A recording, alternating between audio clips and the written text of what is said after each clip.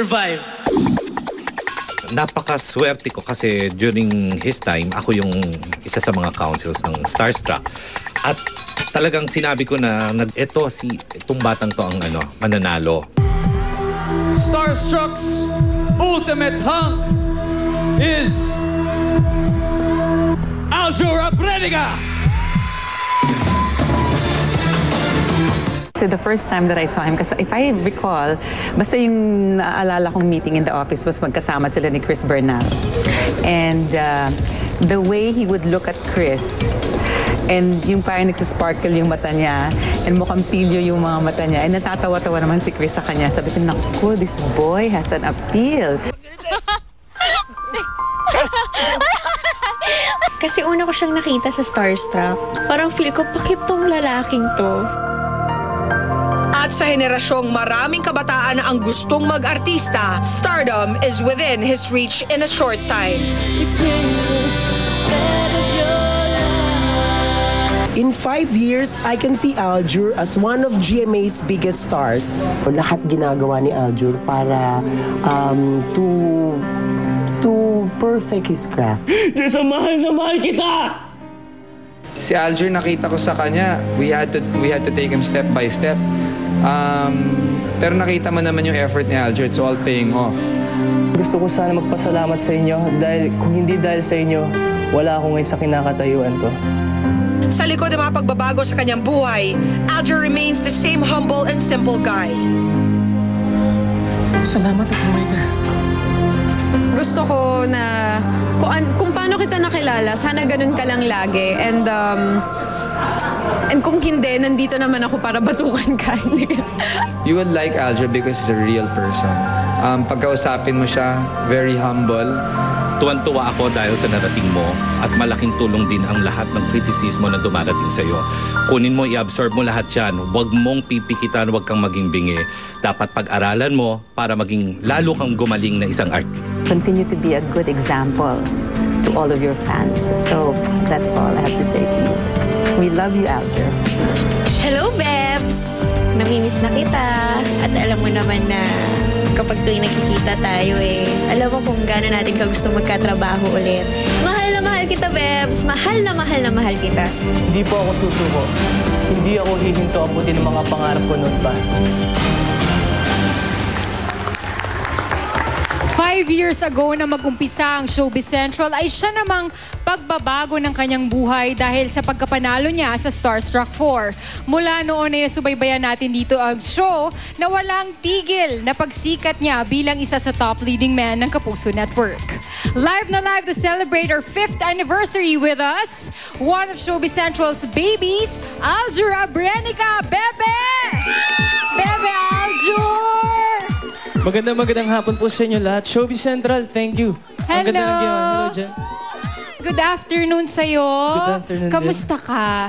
Okay naman. Okay After naman? kung mapanood yung Bebe, VTR. kamusta ka? Bakit Bebe? Tawagan niyo ni Chris. No. Kasi ito yan nung magkasama pa kami ni Chris, lagi kami nagtatanong, Chris, ano bang magandang tawagan natin? Tapos may sinabi siya, tapos sabi ko, para maiba, bakit hindi na lang Bebs?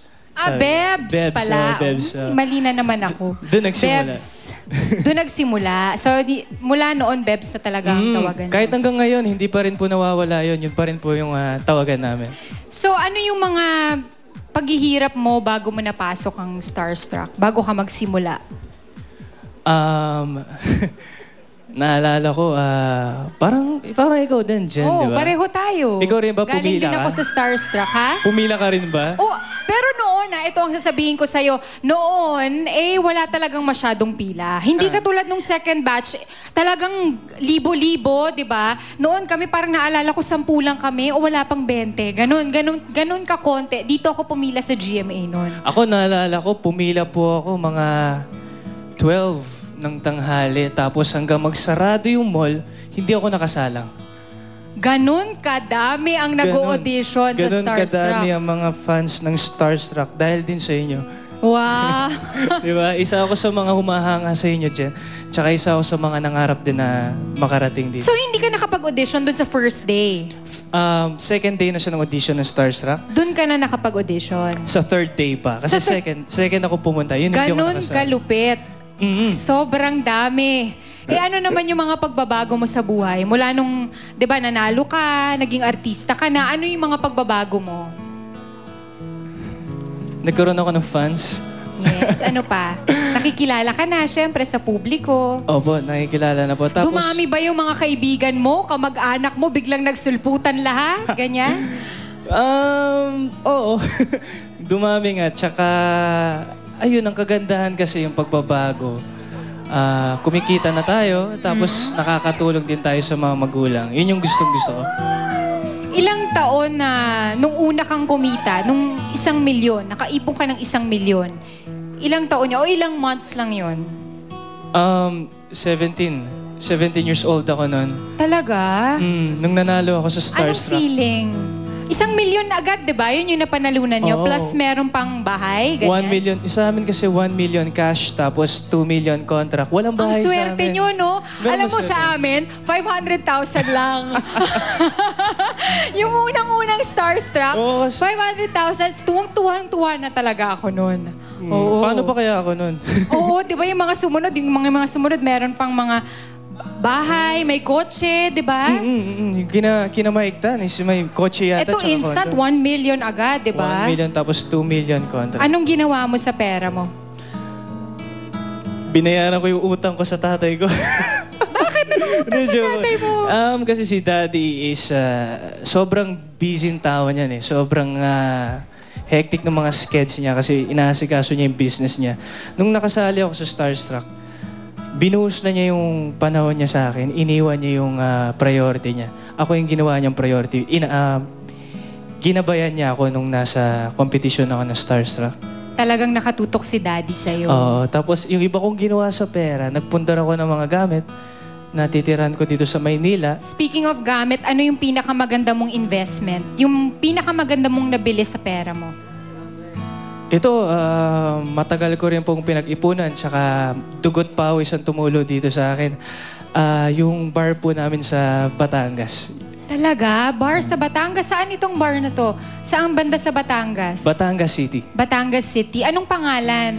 Ichiban, sa yung bar mismo. Pero meron din kami resort sa likod, Pacho Alfonso ang pangalan. Wow! Yes, Grabe! Ang dami mo nang naipundar. Nakakatuwa naman. Kaya sobrang thankful ako sa mga tao sa paligid ko, lalo na kay Daddy kasi si Daddy is business minded eh. Alam na niya, kumbaga kasi Oo. bata ako eh, wala akong alam sa pera. Yes. Siguro kung ako lang mag-isa, wala akong ipon. Aminin Diba? natin ng showbiz hindi pang habang buhay. Totoo Na po. kailangan maging smart ka na para kung paano mo i-handle yung pera mo, di ba? Para rin sa yung future. So, speaking of future, ano pang mga nakikita mo sa sarili mo for the next 5 years? Best actor. Pwede. Ano pa? Sa career ko, wag muna yon. Wag muna love life. Hindi kasama yan. Pero ako, may gusto pa ako. Marami pa akong gusto patunayan. Awards? Ano pa? Katulad mo, Jen, gusto ko rin magkaroon ng singing career. Wow! Di ba meron kang album o single? Meron na. Meron. Pero Gusto mong masundan? gusto ko pa masundan. Ayan, nananawagan po si Aljur sa mga open Recording dyan na company. recording company. Pwede ho niyo siyang kunin. Opo, kahit mag-audition po ako sa inyo. Kasi gusto ko rin makilala kasi yun yung passion ko rin eh. Before acting, yun yung passion ko talaga. Tsaka musically inclined family kami. Pareho pala tayo. Parehas tayo. Pareho tayo. Kayo talaga, nag-iisip na naman kayo ng hindi maganda. Kayo talaga, mga isip nyo, may gusto ko bang pasalamatan? Siyempre, mga supporters mo, ang iyong pamilya. Siyempre, nagpapasalamat ako kay God. Naniniwala kasi ako na siya yung nag-guide sa akin sa lahat ng opportunities, lahat ng mga chances. Alam ko siya yung nagbibigay sa akin. Siyempre, yung parents ko, yung family ko, they are the one who keeps me grounded. Kahit nasaan man ako sa kinakatayuan ko ngayon, yung mga kaibigan ko, yung mga tao nagmamahal sa akin. At saka, siyempre, itong mga to, itong malaking bagay po sa career ko, yung mga tao nagmamahal po sa akin tulad po nila Sir Pepsi Herrera, sina Tony Chino, ang aking stylist na si Wong, sa aking makeup artist, ang nag-groom sa akin, si Mr. Nilo Cruz. At sa mga endorsement ko, thank you. Thank you, ang laking bagay nito sa career ko. Ang San Miguel, ang Bench, Century Tuna, Tupperware, Skechers, Zest Air. Thank you very much. At syempre, GMA7, ang Artist Center. Salamat. Nanay Daryl, thank you. Thank you sa pag-guide sa akin. Nanay Daryl na aking ding handler noon. Oo. Hi sa'yo! Happy 5th anniversary, Showbiz Showbiz Central! At Central, sa'yo, syempre, thank you very much, Aljur. At isa ka sa aming Showbiz Central baby. At sana magkaroon ka na ng album soon yan Sana Yes, magkaroon ka na ng album soon. At susunod na po isa sa mga stars na pwede nating panoorin, Juliet San Jose. Live na live po yan. Pagbabalik ng Showbiz Central. Showbiz Central, more Thank power! you.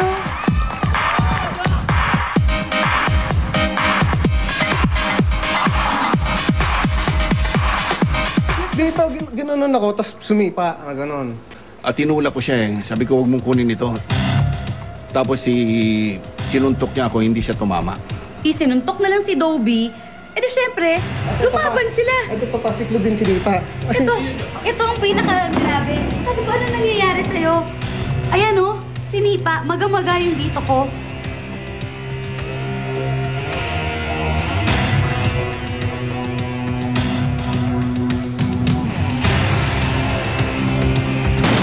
Jean Garcia sa The Story of Your Life. Sa unang pagkakataon, ilalahad ang mga matitinding pagsubok na pinagdaanan bilang aktres. Natutuwa ako naman dahil Jean Garcia tries very hard in improving her craft. At bilang isang ina.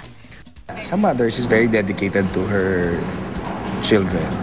Yun na yung definition ng buhay niya. That's what she lives for. Sa The Story of Your Life.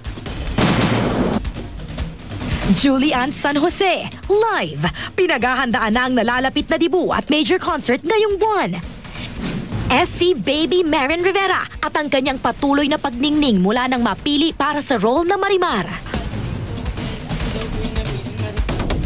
At Pacman, lumarga na para sa laban. Tuloy yung heavy training natin doon at patindi pa ng patindi yung training natin this coming 2 weeks.